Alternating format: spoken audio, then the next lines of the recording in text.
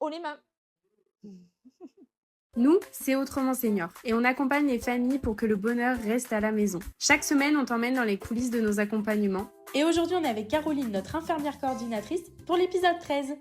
Les 5 outils à avoir absolument à la maison pour pouvoir faire une surveillance clinique des patients. Numéro 1, un tensiomètre, qui soit au niveau du poignet, au niveau du bras. Une tension peut se prendre assise, debout ou allongée pour mesurer s'il n'y a pas une hypotension qu'on appelle orthostatique qui en fait provoque parfois un voile noir devant les yeux, une sensation de vertige. Ça peut être intéressant de la prendre successivement en commençant par allongée, assise et debout et le transmettre à votre médecin. Numéro 2, un thermomètre, utile pour prendre la température, surtout en période de pandémie. Il faut absolument que vous ayez un thermomètre chez vous pour pouvoir, le cas échéant, faire un test derrière.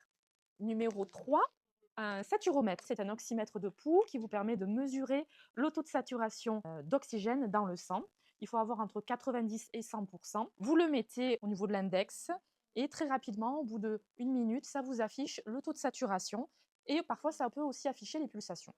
Numéro 4, une balance, utile pour savoir si le patient est en dénutrition ou au contraire en surpoids. Si un patient est diabétique, il faut absolument surveiller. Parfois, les patients prennent aussi de l'eau dans les membres inférieurs, donc il faut pouvoir apprécier la perte d'eau ou au contraire la prise d'eau. Numéro 5, un pilulier, indispensable pour éviter ce qu'on appelle le risque iatrogénique, c'est-à-dire les patients qui oublient leur traitement ou qui, par exemple, mélangent des comprimés. Un pilulier permet de rythmer sa semaine, savoir si on a pris ou pas ses médicaments. Et puis, petit conseil d'infirmière, quand vous avez pris votre bûchette, vous la retournez, le nom s'efface et vous savez que vous l'avez pris.